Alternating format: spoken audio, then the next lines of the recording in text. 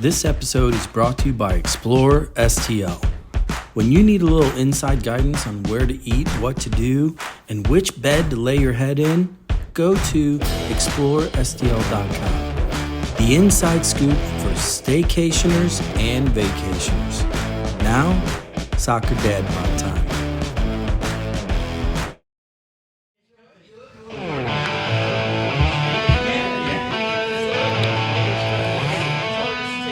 Hello.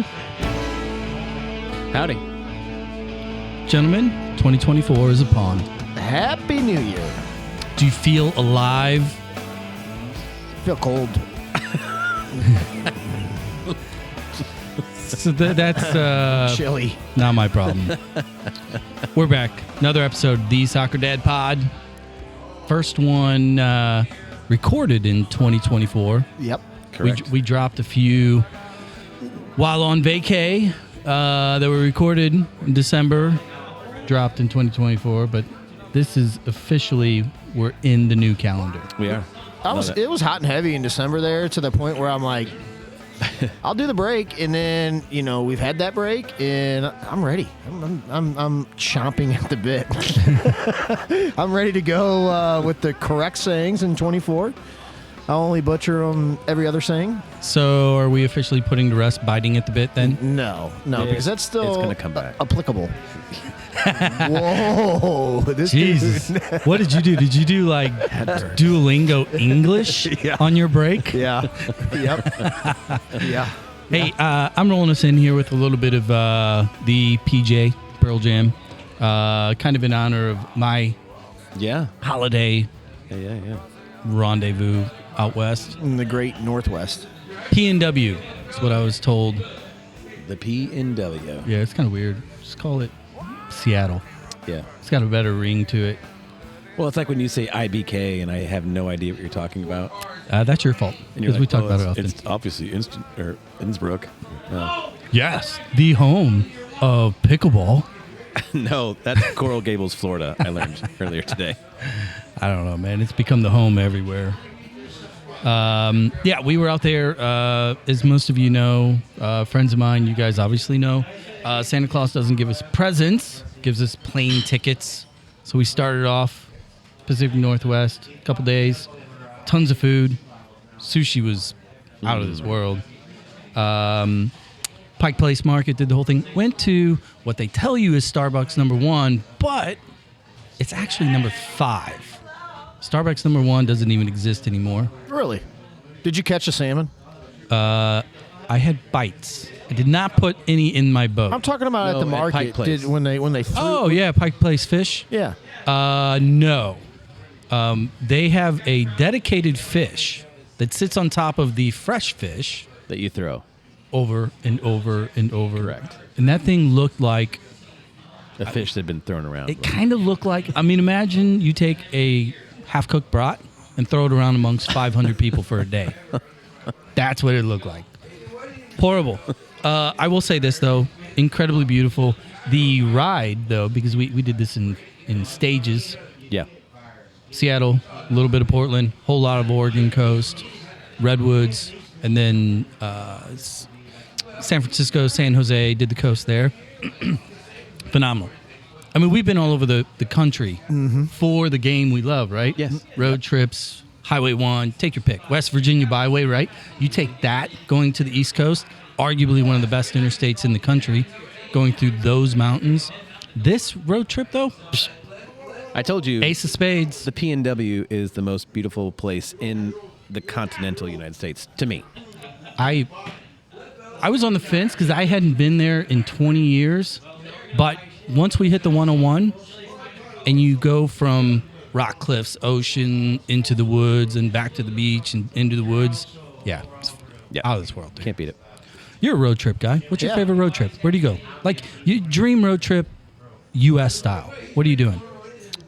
I don't have a favorite one. I like them all, but I mean, just wherever the game takes me.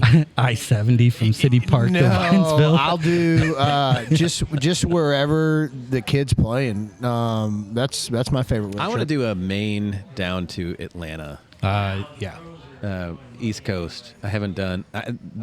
There's 3 or 4 states in the P&E, which they don't call it that. Yeah, because it's A&E. the Atlantic. I have not been to Maine. I have not been to Vermont, New Hampshire. Yeah, I'm with you. I'd like to go. Jared, how was your break, man? Mine was great, man. Mine was relaxing.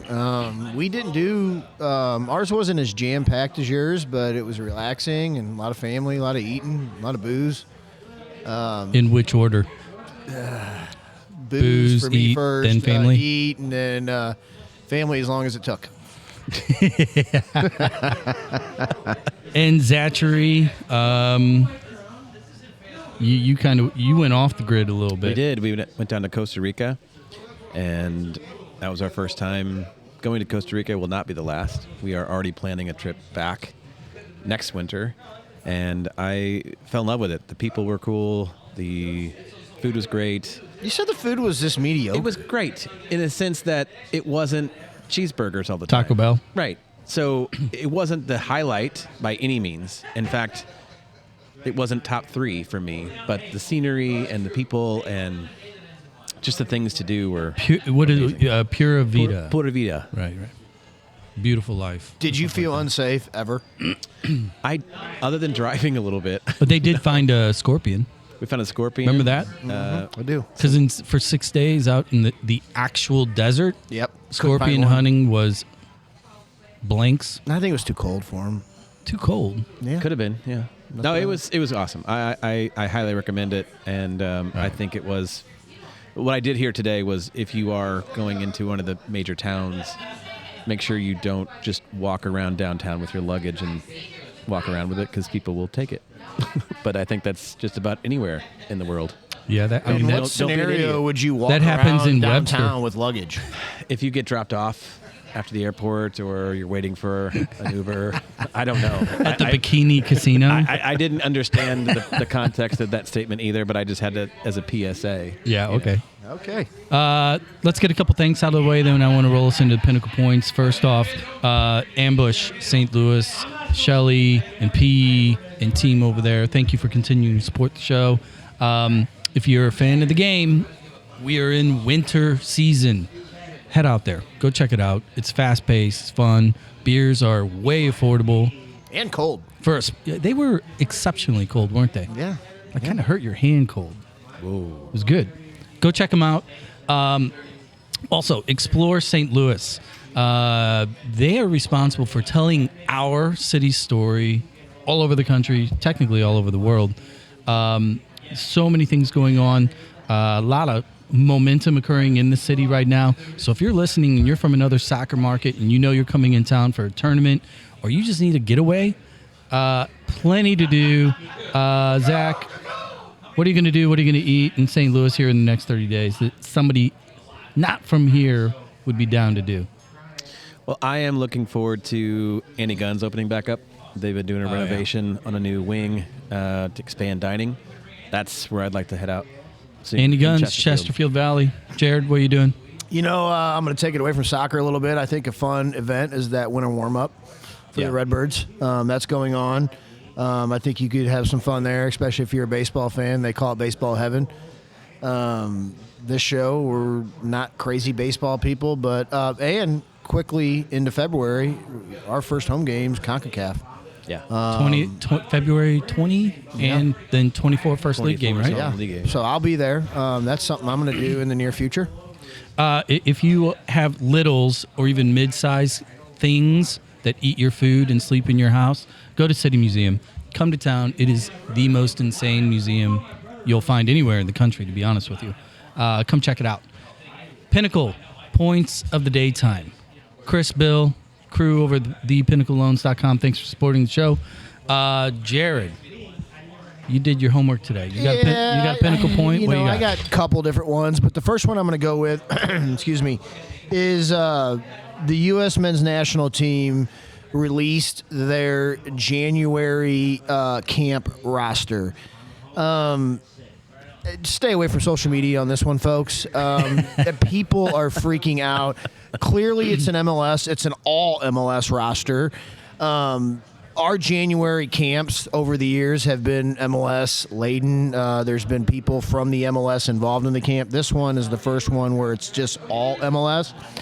And I think if you're a fan of our national team, we don't sit here. We don't need to name the people that are actively playing in Europe.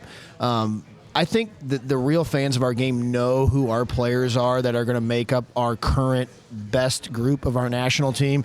The reason I like this January all MLS camp is there's some exciting names in it. There's a St. Louis name in it. Patrick Schulte gets the nod. I like the Cade Cowell kid. He goes. There's that rumor with him in Mexico. But here's my point. We know the team, the nucleus of the team. They're mainly in Europe. They're mainly mainstays. This is the perfect opportunity for our domestic league and for these kids that get called into this camp for somebody to separate themselves so they can get thrown into the mix in a World Cup that's coming in 2 years. So I'm going to jump on top of this, and my pinnacle point is 1B to yours. And I'm glad you brought this one up because I find it not even funny anymore. I find it pathetic that the soccer, quote, cool kids see news like that and immediately jump all over it as if it's angry. Yeah, like, oh, this is embarrassing, blah, blah, blah, right? Okay, but then when you have 0 MLS players on a roster, then they're the exact opposite. Like, well, blah, how are we ever going to have a professional league that's relevant? Why are players ever going to come here? So, A, which is it? And B, brings me to my pinnacle point of the day. You saw the news. We were joking about it last night. Sporting Kansas City announces yesterday that they are going to move their game against Miami in the season. With the Miami. And by the way, you're listening. Inter Miami is the team with Messi, period. And a new Suarez. And Suarez. And Messi. And Messi's wife will be there and Messi's kids will be there. Right? It's a Messi show. Their park is 24,000 cap. Out by the furniture mart. So way the hell out, almost to Salina, Kansas. So they moved the game to Arrowhead because they're the soccer capital of the world, right? Yep. So you put it in your biggest space. Coincidentally, they're getting pissed off. They're having World Cup games at Arrowhead. Yeah, Are they mad about that? Yeah, kind of a good litmus test. Yeah. Right? And they lose their minds. Well, this is an insult to season ticket holders, and this is not pure to our, club and fandom. And it's like it's the same fucking argument that you were just talking about from the MLS on the national team standpoint. Like, you guys don't like anything. You just hate all things that are given to you. And I'm not surprised that it came out of Kansas City. If St. Louis had Miami on the schedule, and the DeWitts or the Explore STL in the city, the sports commission goes to the Christie and crew and said, hey, you got Messi coming in. How many tickets do you think you can sell? Well, if we had 60,000 seats, we'd sell them. Well, guess what? We have a dome, or forget the dome. Let's go to Busch Stadium. 54,000. How about 54? And Would that Busch work? Stadium is so cut up, and it's even weird. But Arrowhead is okay for a soccer game. Yeah, but my point is, like, St. Louis, inevitably, there would be a crew of, quote, purists that play more FIFA with their thumbs than their feet. They'll lose their minds over it not being at the stadium. But why? Why do we Why would do their this? purist fans not want Sporting KC, the organization, to cash in on the extra ticket revenue because they can jump on? Because they have a false sense of what it means to be a fan. Another word for that is reality. That would work as well. And that's not unique to Kansas City by any means. But I'm going to jump over into another MLS topic, which is Colorado Rapids, who are in the news because they just signed, LAFC just signed Hugo Lloris from Tottenham. I knew you were going to bring that up. Who cares about Tottenham? And The proverbial fourth place team. Did you hear the other person who might be coming over to LAFC? Are they from Tottenham as well? No. They're from Real Madrid. Modric. Benzema. No, well, he's in Saudi. Well, he came from Real to Saudi for 1 year. I think he's going to come over to LAFC with his former French teammate, Hugo Lloris. So, in LA, you have Lloris, Benzema. Miami, you have Barcelona too. Yeah. So, You have 3 players that are aggregate 100 years old. yeah, that could still do some pretty good shit. I have a pinnacle point for as a segue. It's 2024. We just mentioned Happy New Year. 40 years ago in 1984. Yeah. First off, fun fact: Van Halen released their 6th album today, and songs like "Jump" On this day. on this day in 1984. Yeah. And I can just picture our guest today with his team. Going through starting spring season, just blaring Van Halen in the Camaro. Leading into their national champion year. $10 says he's got a Tiger T-shirt and and Eddie Van Halen undies on. Let's go. Because he just looks like a Van Halen guy to me. We're going to take a break just here in a second because actually we're out here at Fenton Bar and Grill to meet our guest today. We're going to take a break. We're going to get some refills in just a second. I want to throw out a couple quick pinnacle points on top of all this. Franz Beckenbauer passes away. Yeah. All over any media outlet in any language, Beckenbauer is viewed as the greatest German player of all time. Kaiser. So rest in peace. Appropriate for our show with all of our NASL stars that we've had. True GOAT. And then the other one I was going to talk about briefly, because I want to get your guys' opinions. You guys care about it way more than I. Michigan Wolverines national champs. Worth it? Not worth it? I thought the game. I mean, you guys know I watch college football mostly because Tennessee and what that joy or pain brings to me every season. But Michigan dominated every minute of that game. There was a brief moment where they might have gone down a little bit, and J.J. McCarthy runs out of the end zone for 40 yards and never looks back. Does Harbaugh stay at Michigan? No, he's already signed an NFL agent. He's gone with all the noise from the bullshit and suspension. He's gone. But my favorite part about it is they did dominate. And I love his dad and his mom there. And Jim Harbaugh, whether you like him or hate him, he wins the national championship. His brother is coaching the number 1 seed in the AFC playoffs starting this weekend, where they don't play, they got to bye. But mom and dad probably having a lot of fun right now. Something in that water. Yep. Yeah. Well, we're going to take a quick break. We're going to roll out here on the bookend of my trip. I'm going to play a little San Francisco music for you guys here, a little White Rabbit on the way out. When we come back, we're going to be talking all things F-Bag, ACC, Dragons, probably a lot of other shit, too. What do you think? Mediocre Probably. chicken wings. All right, we'll be right back.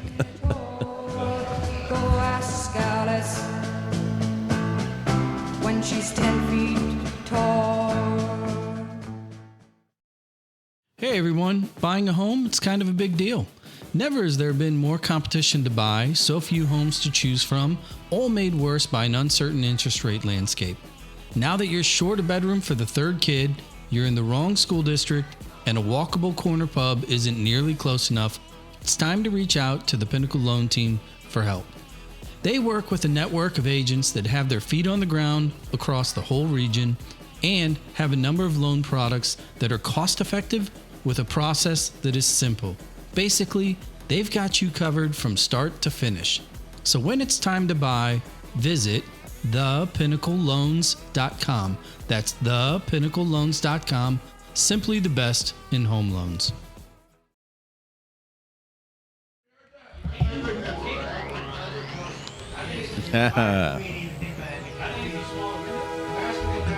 We're back. We're out here at Fenton Bar and Grill. Is this Steely Dan? No. Says the kid from Washmo. Sticks? No. It's our fellow carpool co-host of the day pointed out a little while ago on this day, 40 years ago. One of the greatest rock and roll bands of all time released one of their greatest albums of all time, Van Halen, 1984.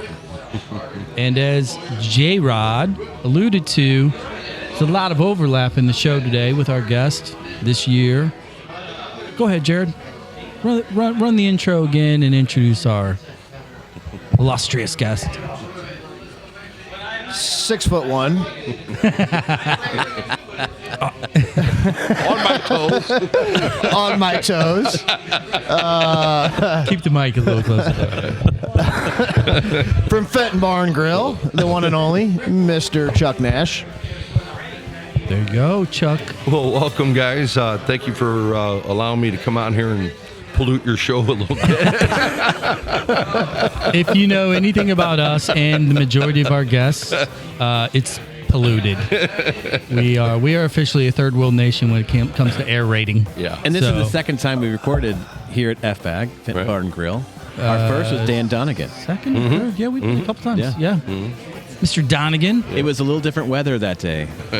About 103, I think. Was it versus- hot? Oh, yeah. I don't remember. Oh, yeah. It was hot. Beers are cold. Beers were cold. What? Okay, Chuck. Let's just get this out of the way. Are the beers colder than the wings are better? Tell you what, it's pretty close. And then you had our service, right? You had the staff. Service is amazing. You had the staff that we put together here. I put the staff against anybody in town now. Yeah. I mean, our trash wings are number one. Cold beer is kind of hard to argue because a lot of people have cold beer, but then you had the staff that I put together. It's just fun. What's the secret? How do you keep the staff? Because coming here a lot of years, there's a lot of the same faces, and in this industry specifically, there's a lot of turnover. How do you keep the same gals that are just pumping out the wings and beers, with a smile? Well, it's interesting you say that. We really only have two of our original servers when I took over about 4 years ago, May. Colleen, who's working tonight, and Megan H. Yeah. They're a legacy to the past. But a key acquisition of talent had to be about 9 months into the game, and I was able to convince Alicia Binford to join the team. I mean, that was messy coming to Fenton Bar and Grill. Nice.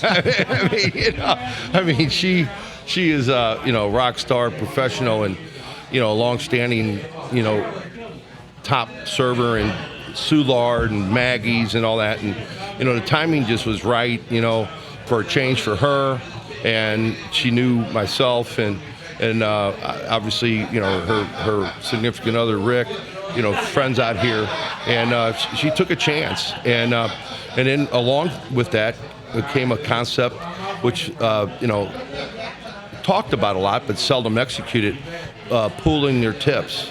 And that's, really? Yeah, and when you're bringing in all-stars, they're all used to their own pile, and that's why the service is at a level you can't touch it because somebody's always touching your table because they work as a team. Yeah, it's cool. before you guys showed up, I got here a little early and was sitting near the bar, and I had 3 different folks approach me and ask me if I was doing okay in a 10-minute time frame. Did you ask every single one of them what's their favorite thing on the menu?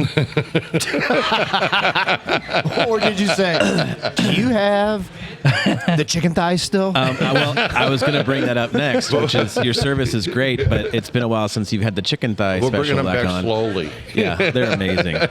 Well, let's go back in time a little bit. We're gonna bounce a little bit ahead of the '84 kind of pinnacle moment. Lay of the land. We do this often. Bring on a guest. Most of our listeners know at this point they know you're a St. Louis guy, but there's a north-south divide, there's an east-west divide, all that. Let's talk a little bit about home base, early days, club. Walk us through up to St. Mary's. All right. Well, it started in South St. Louis. St. Joan of Arc. My dad ran the boys' club of St. Louis for 47 years, and he knew nothing about soccer. If it wasn't for my uncle Mike Rudolph and John Ackfield's father, Al, coaching the team that we're all in kindergarten together, and this fall, so they really didn't have football down at the boys' club for young people. So yeah, go ahead and play. Well, because in his mind, 8th grade, I'm switching back over to football, baseball, and basketball. Well, it so happened that there was a phenomenal youth coach living in the neighborhood, John Trena. They ran the South City Saints. Right.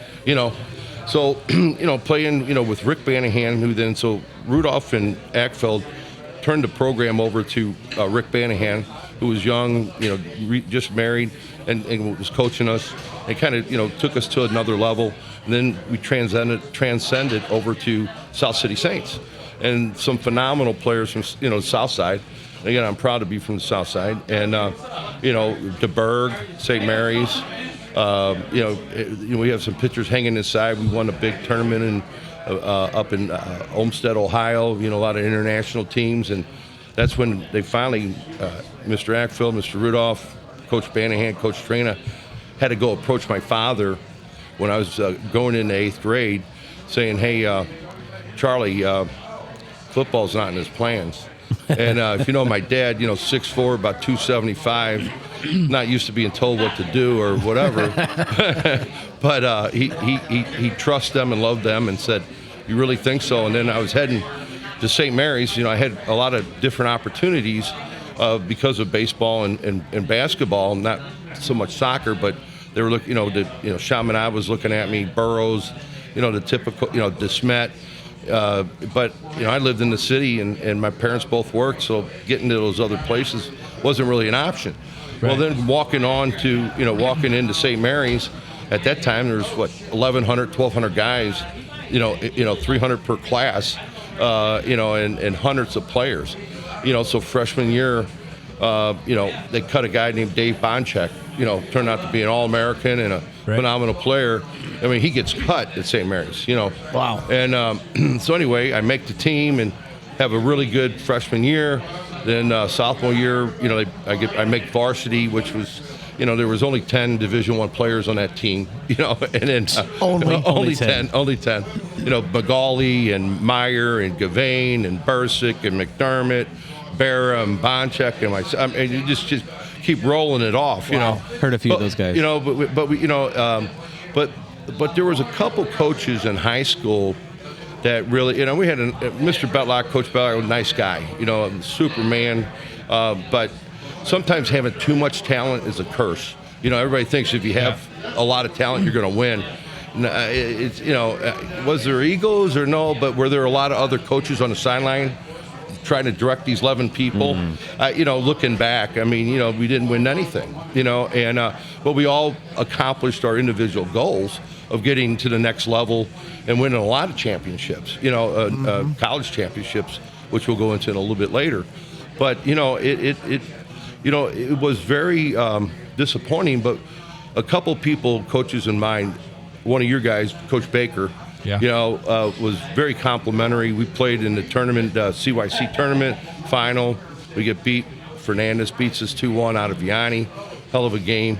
And after the game, he was very complimentary and said some nice things in the paper. And plus, they were, during the recruit network, so everybody's moving around. And the same thing with Coach Viatello and Coach Mickler. So let me ask you about that, because there's so many undercurrents within the St. Louis soccer scene historically as it pertains to North v. South.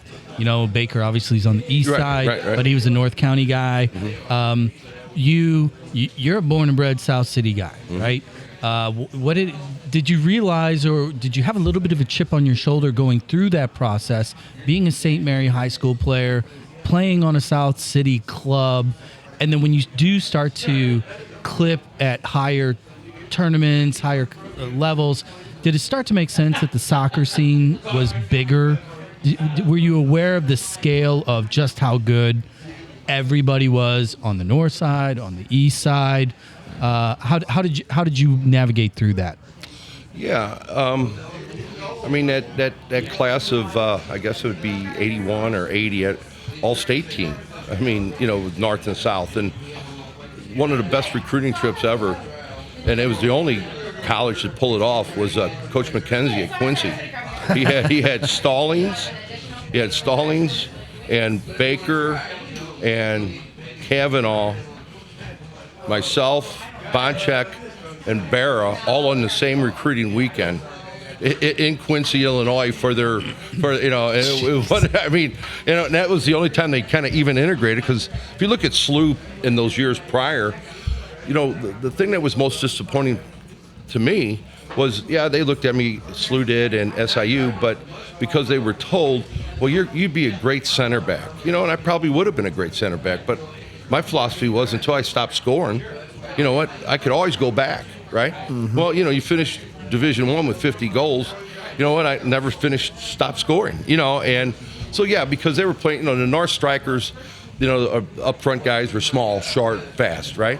Well, then the transition to the bigger, stronger forwards, kind of where, you know, Vanager, you know, you go back and, you know, Draghi, you know, the Southside strikers were always bigger. Danny Mayer, you know, from beyond, you know, I mean, you know, I know I'm missing a lot of people, but, you know, my mind's just racing here. Sure, but you could see the side, you know, they had Sullivan up north, you know, McVeigh brothers, and you know, they were just Hayes, you know, that whole group, right? And so, you know, that's where the divide was, and then all these teams that, you know, I guess it was ODP back then, but it really wasn't. But it was always slided. They always take Daryl and take Mikey, you know, and they pull them over and, okay, you're on the team, and then we might get one other token South guy, and it's all loaded North, right? You know, like. Okay, so you know, I mean, this is the point of my question, because I mean, you were living and embedded in that heyday, where it was to a degree the post SLU true dominance, and there was a lot of like competition, put it politely. Well, you look at it, right? 73 was their last championship, okay, and then what happened after that? You know. They were still integrated, in, you know, up to 73. Where you looked at the old squads for St. Louis University, they were South and North guys. Yeah, and they won championships. Then it kind of pulled towards more North. If you looked at the rosters, you know, for during my, you know, all the way through the 80s, whatever, and there was a lot of South guys they missed that. Ended up in Indiana, Michigan State, you know, was kind of Clemson. I mean, you know, South Carolina. Yeah. I mean, you know, and most of those are, and there's a lot more national championships on that side of the ledger, you know, and you know, watching the what I call the chefs that really know how to coach or put together a team. St. Louis is its own ingredient.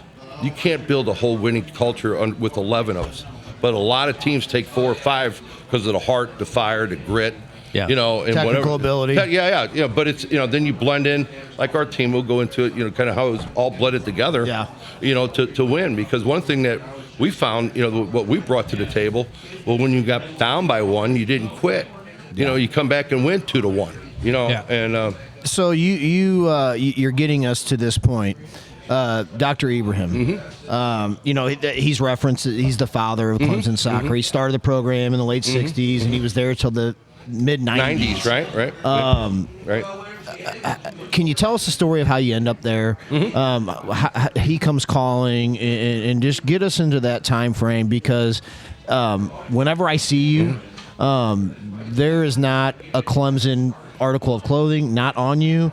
They're the pride for Clemson soccer, and then we'll get into and the Eddie Van Halen underwear.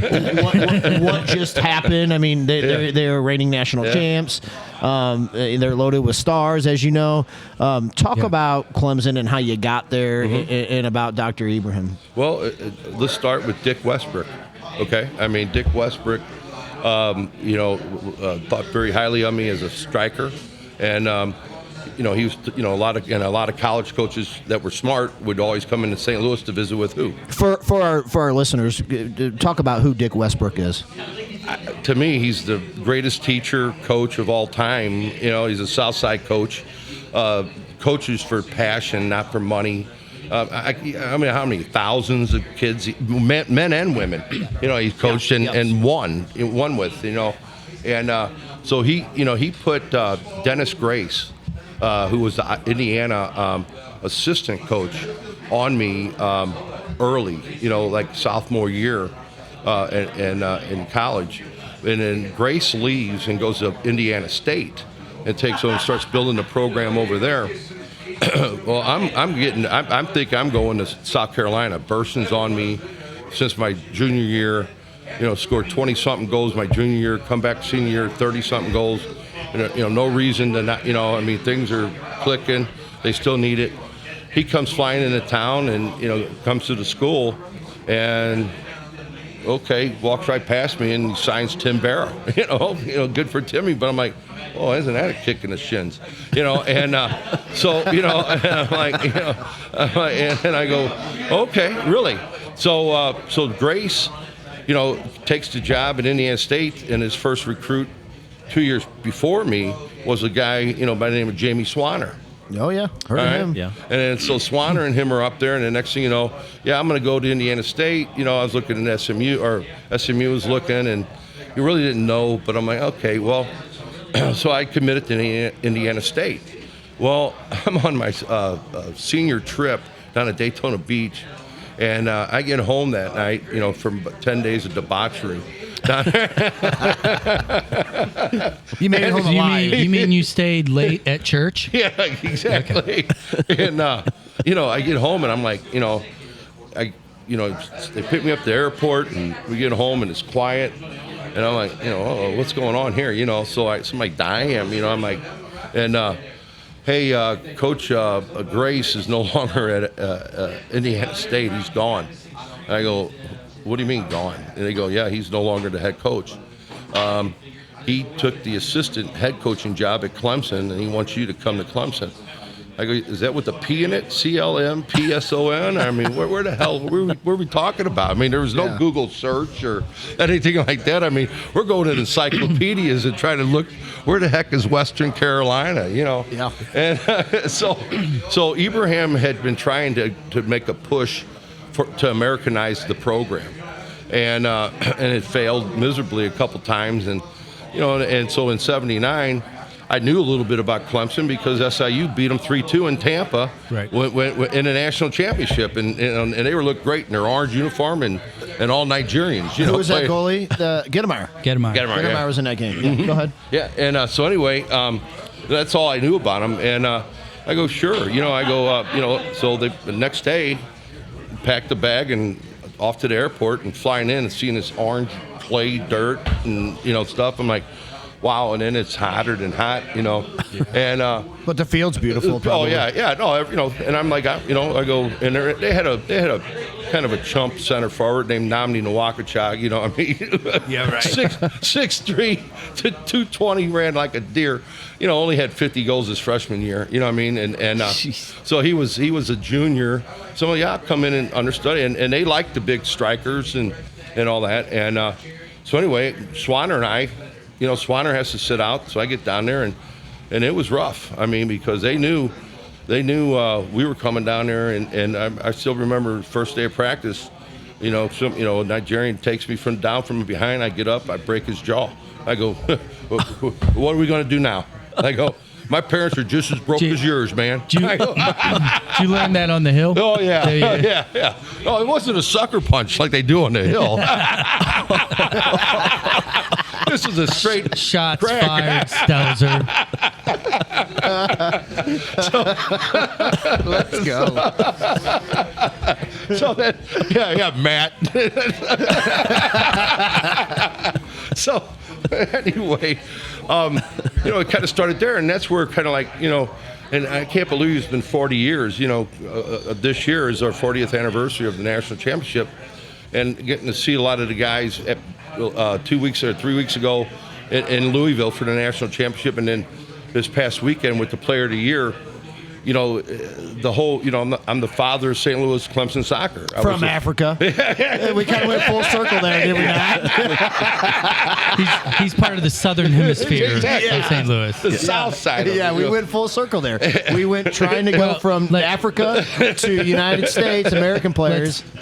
Let's go back to, Jared was alluding to it, and you were talking about that introduction, that transition. You talked about the pathway.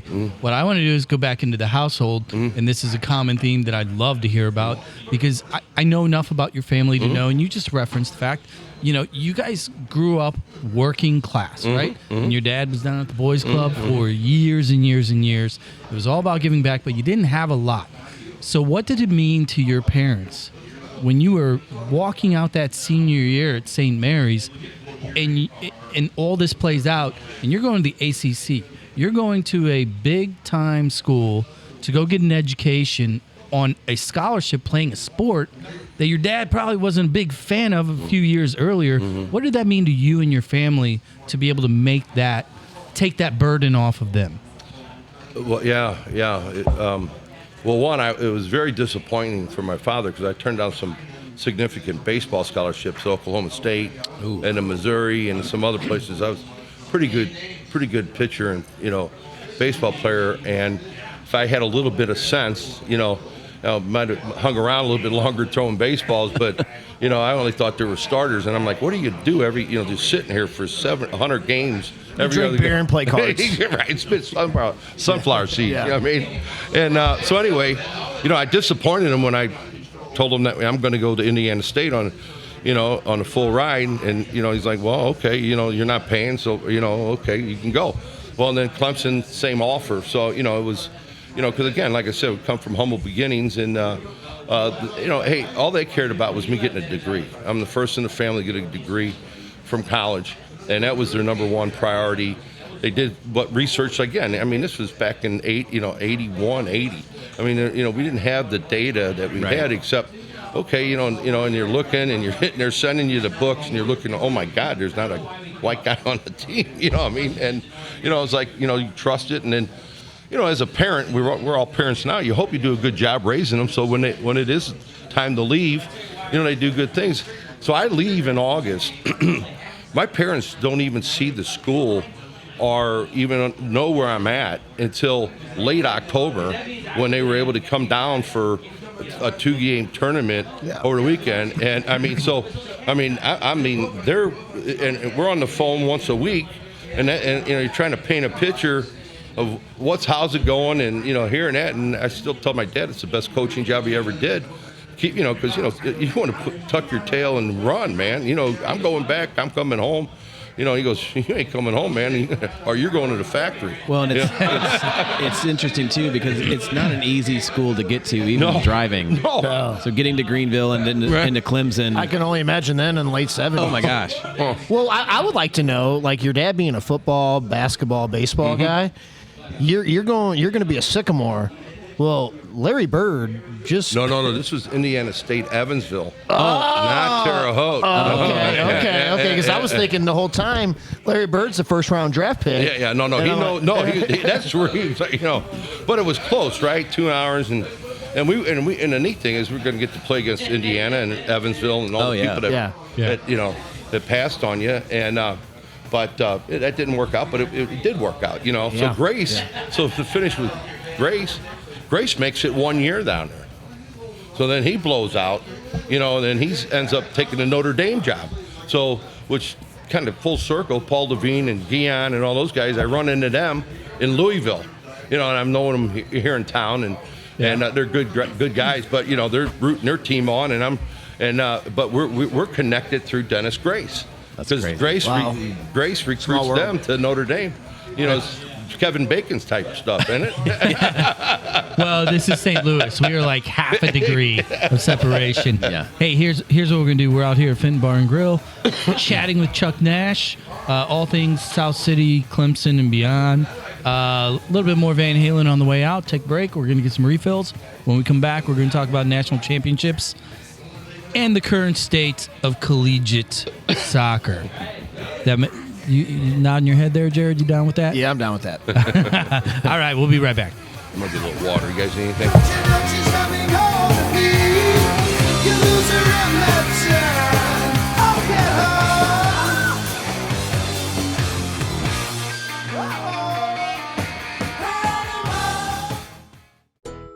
The term staycation was really invented by soccer moms. Located 1 hour and 7 minutes from the Arch, the Music Box Chalet at Innsbruck is a hidden gem. Buried in 3 acres of private woods, the Music Box has a master suite for just you, a loft and second bath for them, and a vinyl collection to meet your every mood. The full-size kitchen will easily accommodate 3 to 12 bottles of rosé, while the huge fire pit seating area will keep the big kids busy. Golf, fishing, kayaking, pickleball, or simply reading a book with Mother Nature, all at your fingertips. Visit either VRBO or Airbnb to find the Music Box Chalet. And now, back to those guys.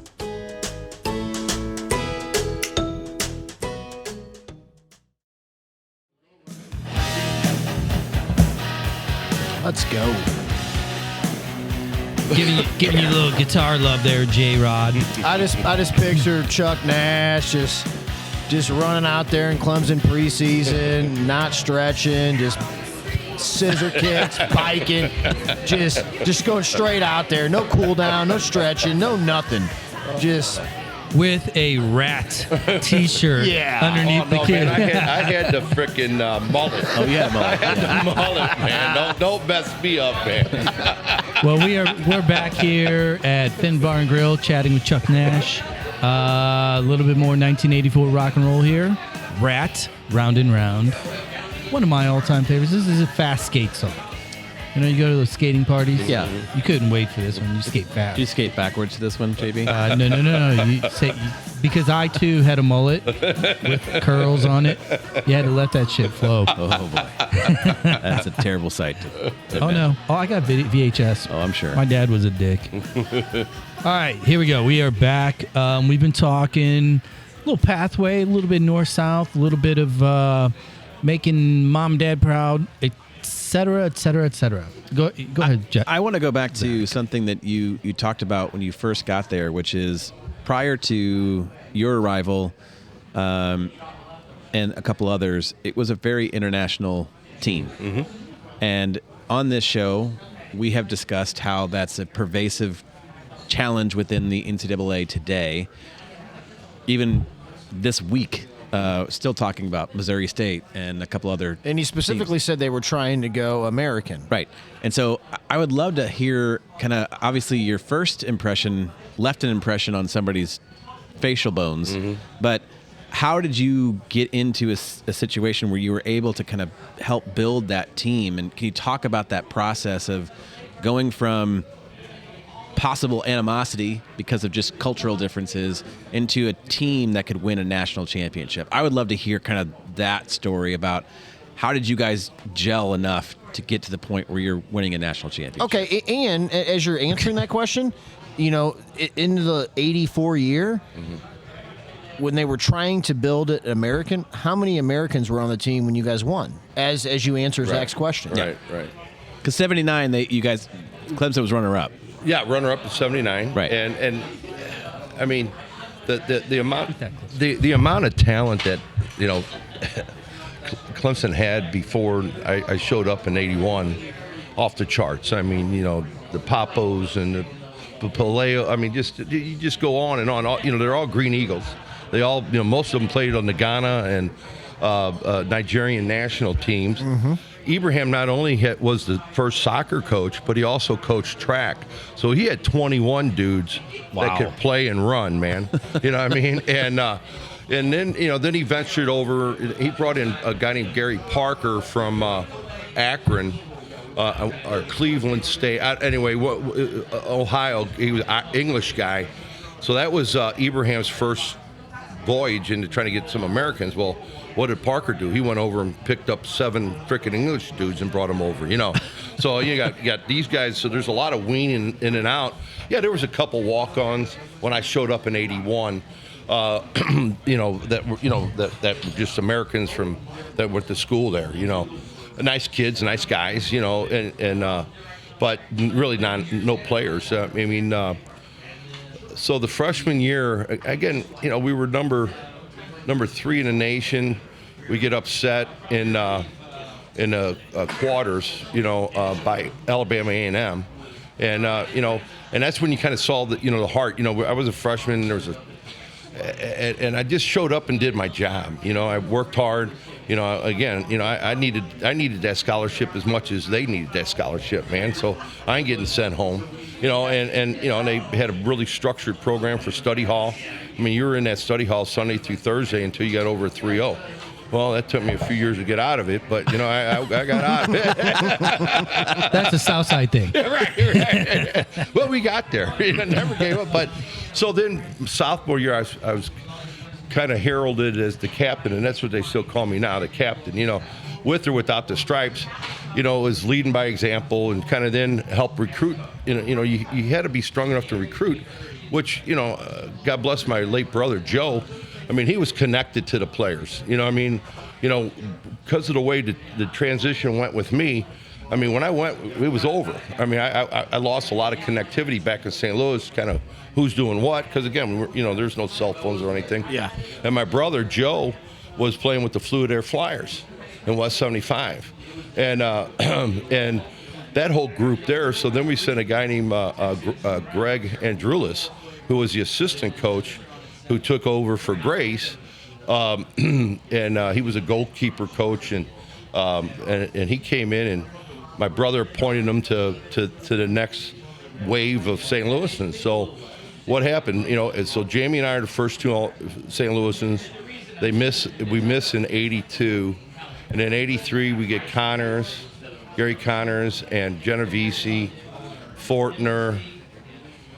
Anyway, I'm missing a couple, but anyway, so they get 4 or 5, and then my brother couldn't get in because of academics, so he ends up at Lindenwood, and so anyway, and then the next year they load up with Retennis. So what they really did was raid, again, and all those guys were South Side guys, most of them, and then they did venture over a little bit, pulled out Fortner from Bill from DeSmet and Dave from CBC, and so then they start building all that together. But those are all 87 guys.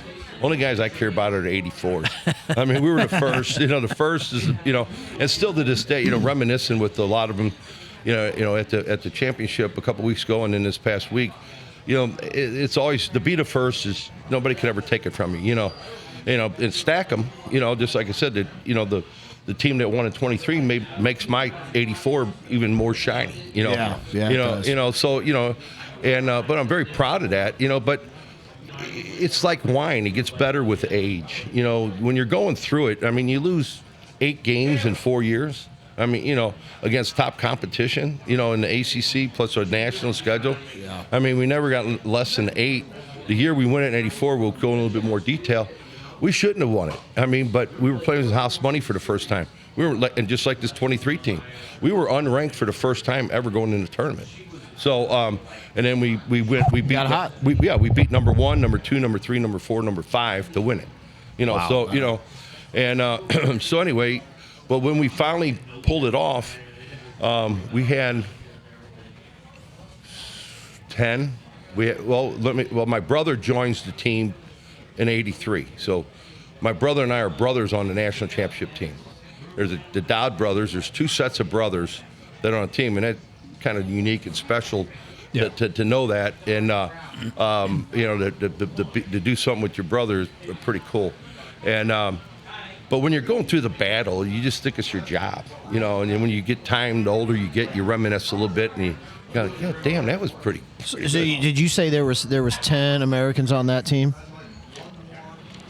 Probably 14, but 14. 10 players. 10 players. So for our listeners, 23. There's 33 kids on this Clemson team this year. Mm-hmm. 0. There is 30% of the roster is international, and 47% of the playing time is from international players. Mm-hmm. So it's done a 180 twice. Mm-hmm. So a 180 when you got there, and how long into the 90s with Ibrahim did he keep it American? Well, that was interesting because, again, it started in '81, and then it ended in about '96.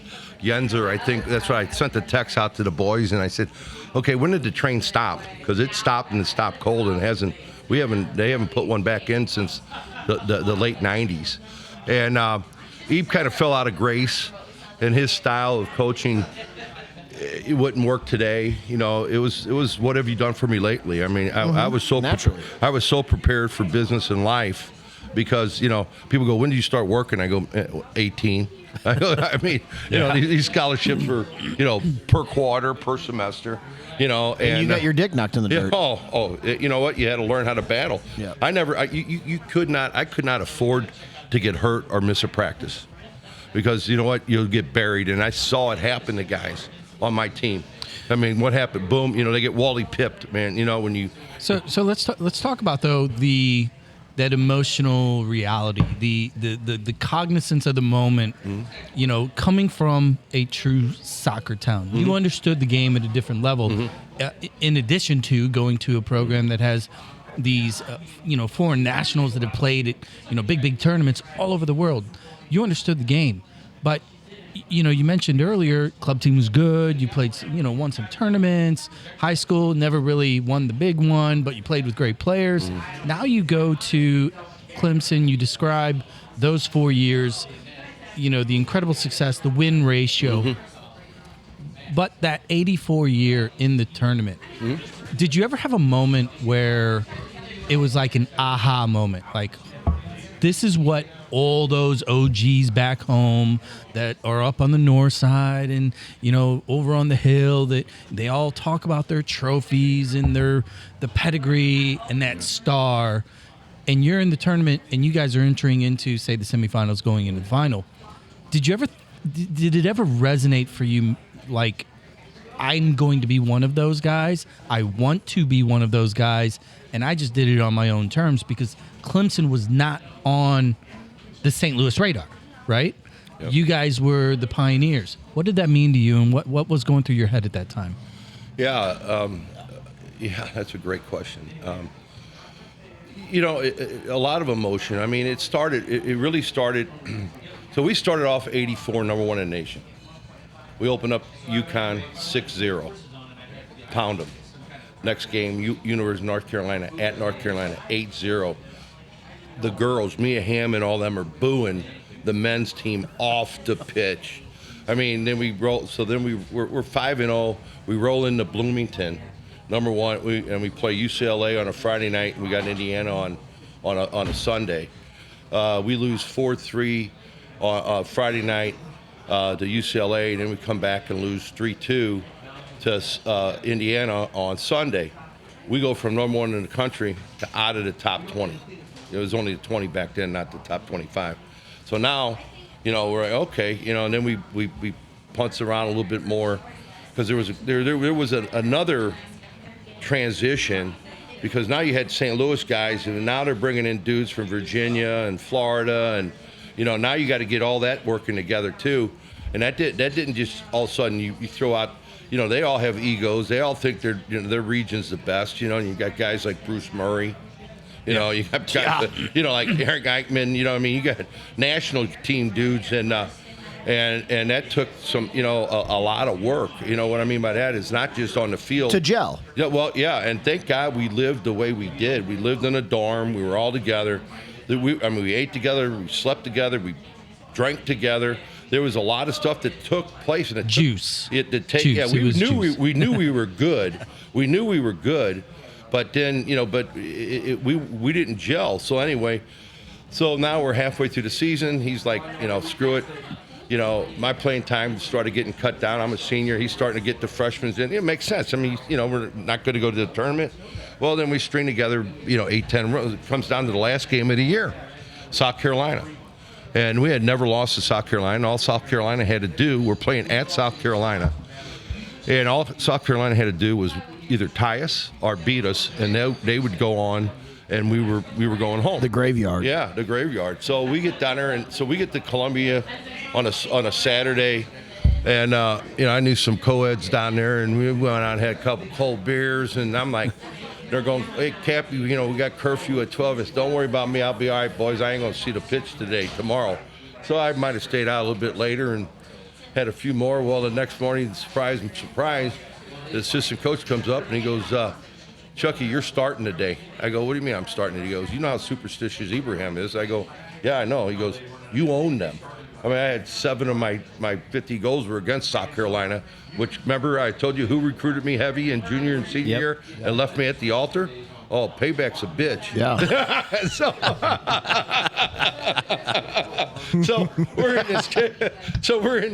we're in the game. It's back for hot, cold. And again, Timmy Bear, good friend, captain with me at St. Mary's. I mean, I love the guy. I mean, and he's marking me, and I'm notorious, near post. Well, I decided to kind of stop. He goes near post, boom, 1-1. We're tied up 1-1. They go back up 2-1. We tie it up 2-2. I mean, and I'm dead because I had a long night the night before.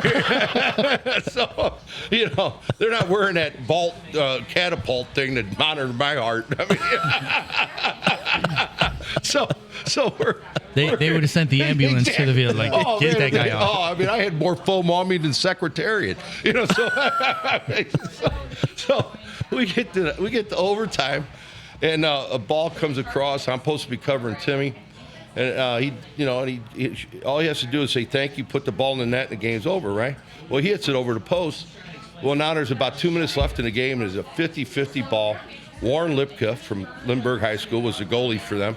A 50-50 ball hits right in no man's land. I give everything I have.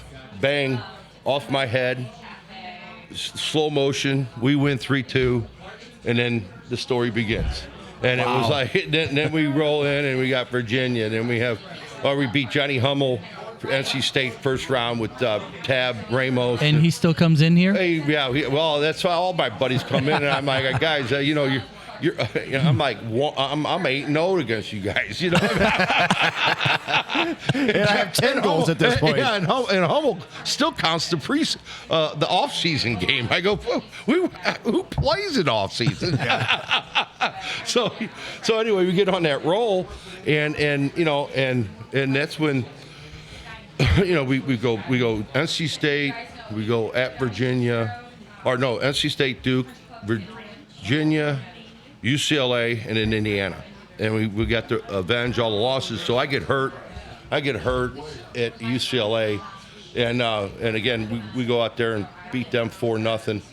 Autorobio, our All-American center back, hit a bomb from like 40 yards out, and kind of and I had a pretty good career against Indiana too. I played them 2 times. The third time I was hurt, I didn't get to play in the finals.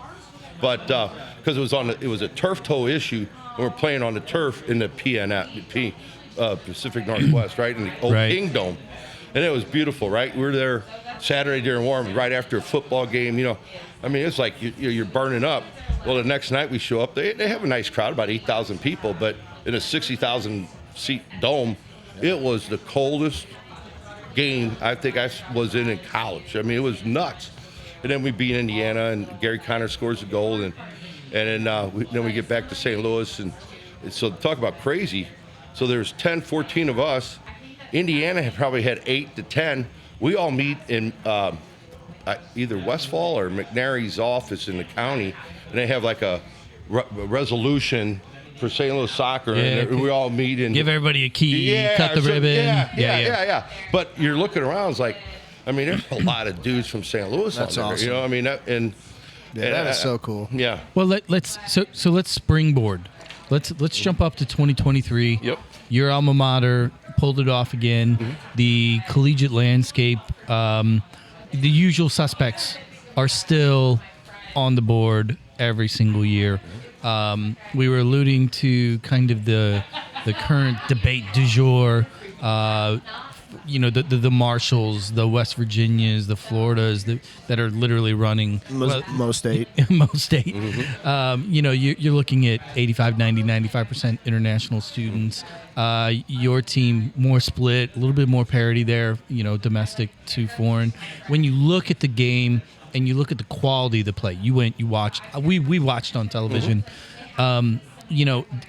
Do you have kind of a compare-contrast analogy or a take on what's going on with the college game right now, or a theory as to what is it about the Clemsons, the Indianas, Georgetown's, the Stanfords, completely, yeah. Because you're talking about different coaching staffs. I mean, we are now 2, 3, 4 generations, or 8 to 10 iterations past that window of time in which you were clipping off in. What's going on in college soccer today, and why are the usual suspects still at the top of the table? Well, I'm with you, because I'm a proponent. Until I was one of those people you were describing earlier in your intro, that want to complain and bitch. You know what I mean? Until you take time and investigate and peel the onion and go, okay, why? And so let's go back one step. So Ibrahim's out at a 90, and then they bring in Trevor Adair, and he's the ex-assistant at South Carolina, who never beat us. And then he was at Brown, and then he ends up at Clemson, which was kind of an odd hire. He recruited a lot of Gooch and a lot of great players. They had tons of individuality. I think he had Corey Gibbs at Brown. Yeah. Well, no, at Clemson. I'm talking. Then when he got there, so.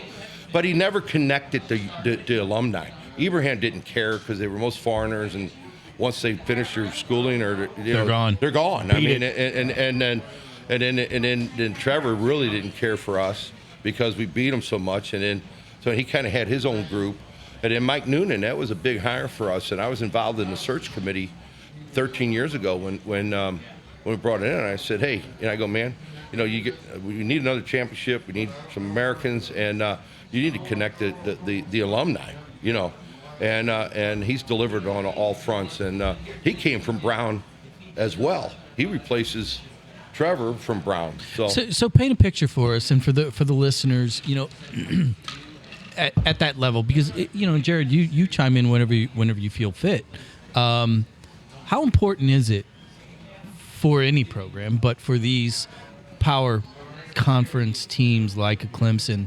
How valuable is the alumni network to help feed culture or assistance? However you define assistance. How important is the alumni network to be close to the battlefront, so to speak, with a program like a Clemson, in your opinion, given the role that you've played over the last 30, 35 years as an alum? I mean, look at Coach Tiempo down at Mount Verde or down in Florida, in Orlando, the private school. Robbie Robinson, Osam Salah. I mean, every year the top player coming from wherever, it's the IMG of soccer, right? Yeah. And he's a Clemson alumni. Yeah. So Mike has done a really good job. Mike's done really well tapping into that. Tapping into that. Yeah. Why go too far from that? And then the number two, the sweeper we had, Box.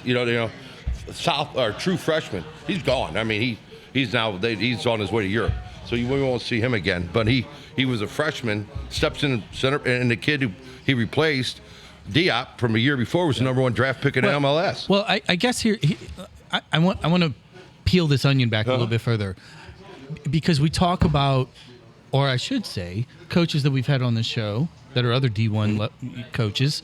They talk a lot about culture, the importance of that chemistry and what the program means, and defining, potential success through the steps of preparation, paying attention to culture, etc.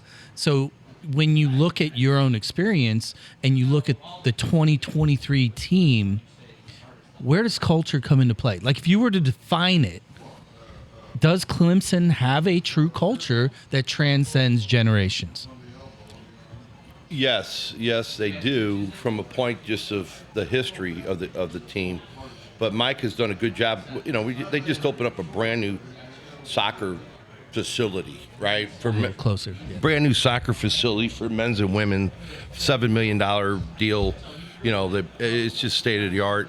They kind of, but it has a lot of our history involved.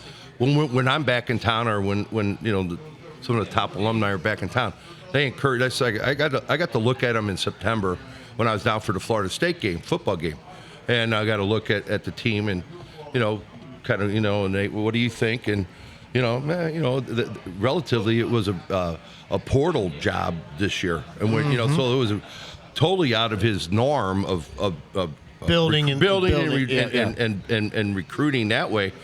And he had to, so it took a little longer, out of the year we won it in '84. It's kind of funny because him and I are texting when they started to run ACC, and I'm like, I go, man, this had us feeling and alike, of kind of the '84. And he's like, you really? I go, man.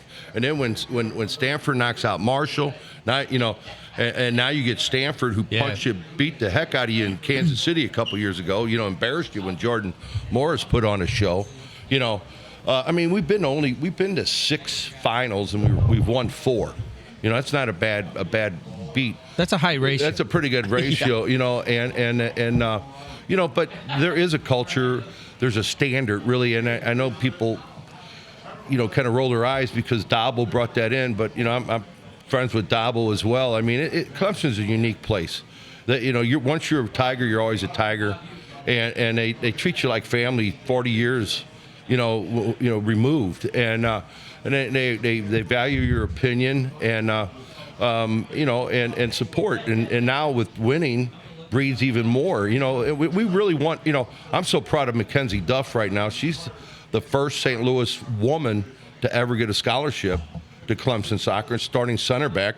And they went to the Final Four for the first time. That's awesome. I had the opportunity to be with her Friday night, brought her down to the awards dinner and to support one of her colleagues, And but what a fine young lady she is, but we need one on the board, and I point blank, and I have a theory about this coaching stuff that I get to hold court with the regulars out here, JD and DD and Beck, and anyway, the soccer royalty out here, but I'm like, Coach, are we even close? Do we even have one on the radar? That I could throw an NIL at. I mean, I'll do an NIL with McKenzie. I mean, I did Corey Schrader this past year. So I'm not afraid to do it. And I go, we got anybody even on your radar? And I think he said he's got a sophomore or something. They're looking, whatever. But I mean, it's a lot of development. You guys all know what's going on, there. But why isn't St. Louis producing more at that level? I mean, they want them, but then we kind of, Clemson says they always get picked over because now they're going to SLU or going to choose Indiana. And then, well, I'm not going to come in there and I don't have to take a 6th or 7th or 8th best player. Right. I could get the best player out of Virginia. Yeah. Yeah. So I want to kind of move a little bit away from the 84 and fast forward to 2016. And I saw something when I was kind of looking more into you. And I know you and I've spoken many times, and we have an interesting connection with a former company that you worked with. But in 2016, you were selected for the Hall of Fame at St. Mary's, along with somebody else pretty close to you.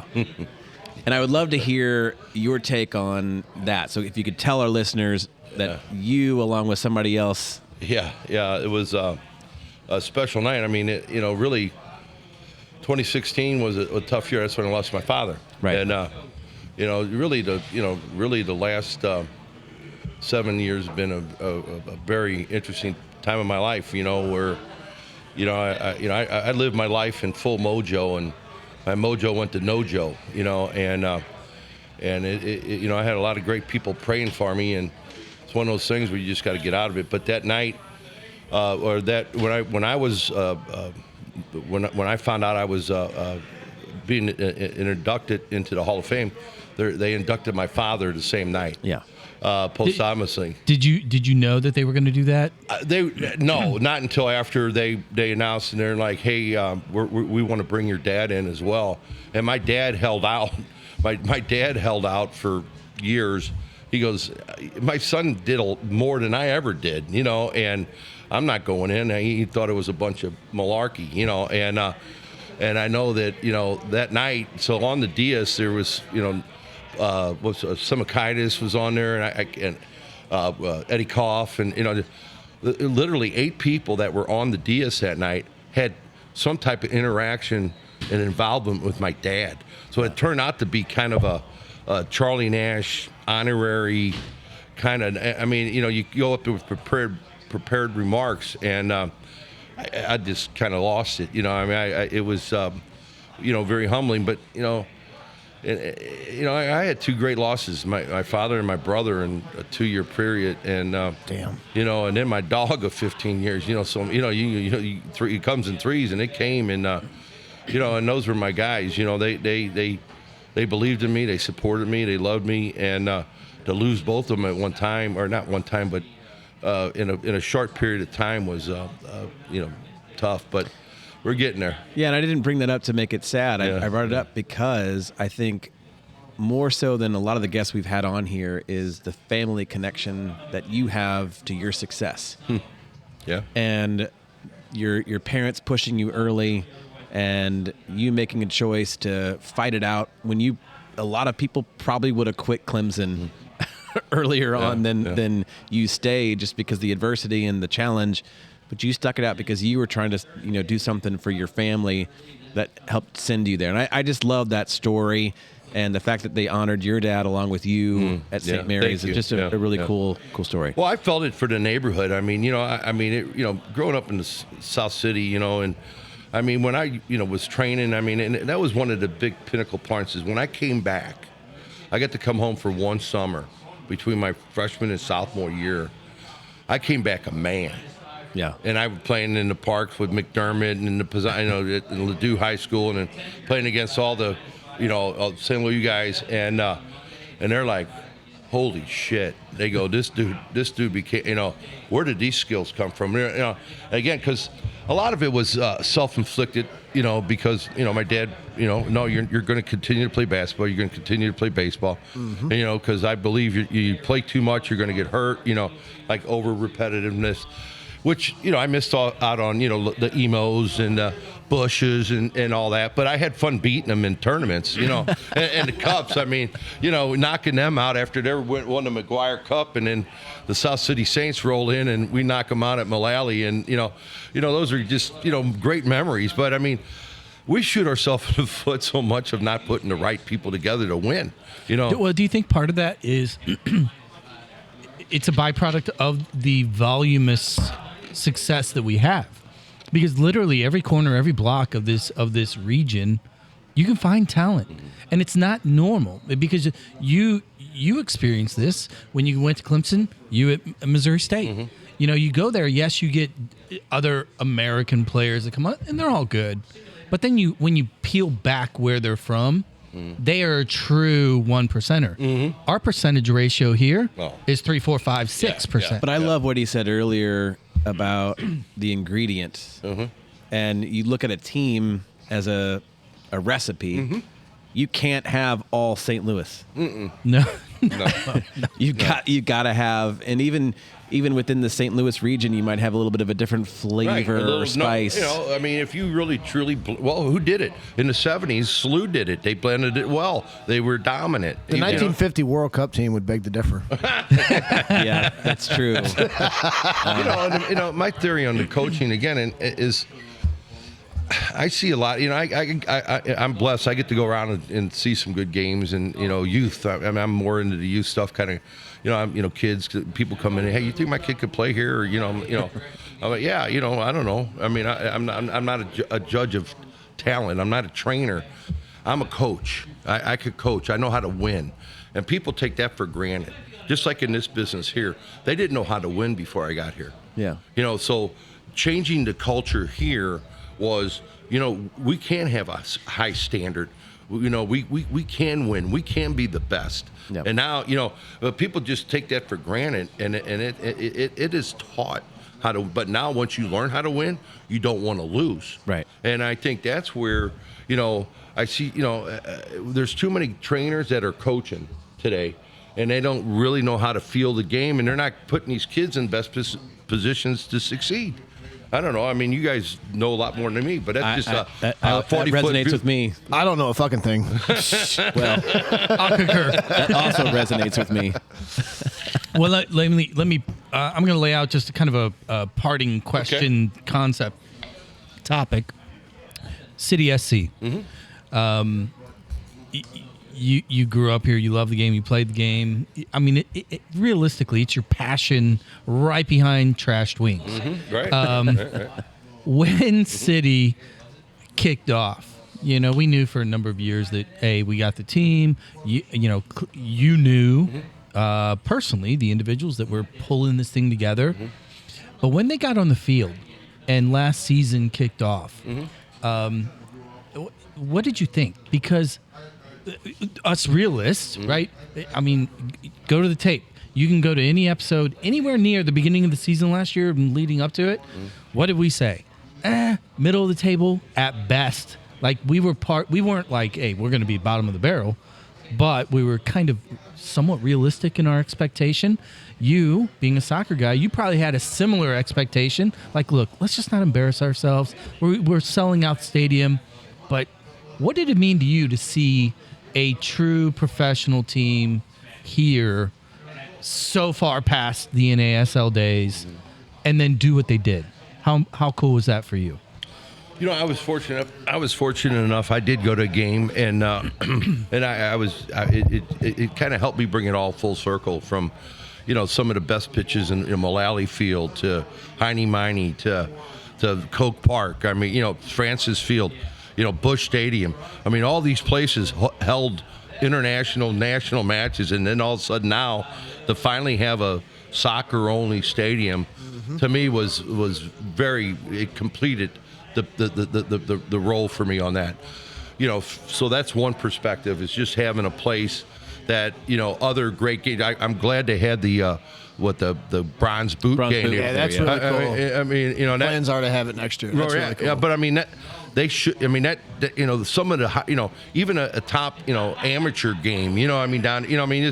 That's what it should be for. And I hope they capitalize on that because it'd be really cool. From a talent perspective, you can never they picked who they wanted. They had 2 years to kind of get their minds right. So you knew they were, and with the German flavor that they went with, because that was one of the big guesses. Okay, what are they going to pick? They're going to go German, they're going to go Spanish, they're going to go English. What style are they going to adopt through their program? So he runs it, like the Germans. That's fine. So they're going to be very organized. It was nice. They made it through the year, no embarrassments in terms of off field or any of that. So. Because that's what when sports today is so disappointing that all these kids are all excited and then they get themselves somebody's doing something they shouldn't be doing and now all credibility everybody's business. Yeah, right. Yeah. So they've done it. Either they were really good guys or they did a good job keeping it under wraps. I want to thank you, Chuck, and thanks for having us. My last question is what's next for Chuck Nash and what's next for Fenton Barn Grill? Well, I tell you, it's amazing. 60, I feel 40, but 60, I feel I'm getting back in my groove. Like I said, thank you. I've dropped a lot of weight. So you've been avoiding Matt Stelzer. Yeah, that's a train wreck there. I don't know. I'm looking at some type of project or something that, where I can give back. I mean, besides work. I mean, work is. When you're good at it and you're passionate about it, this is a fun time now. We're good. We have so much better to go. Giving back, you mentioned NIL. We got 15. We got freshmen, sophomores. Yes, we have three. Looking for NIL.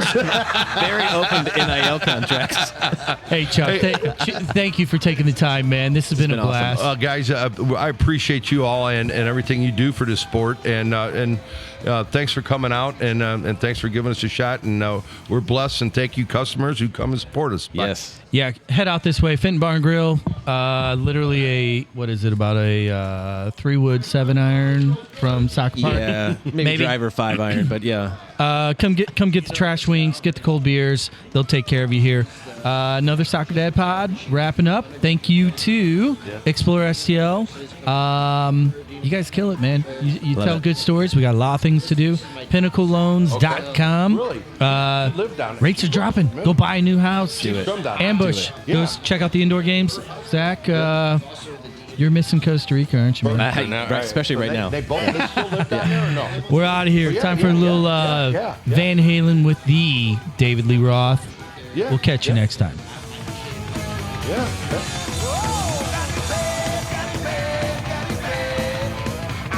Teacher.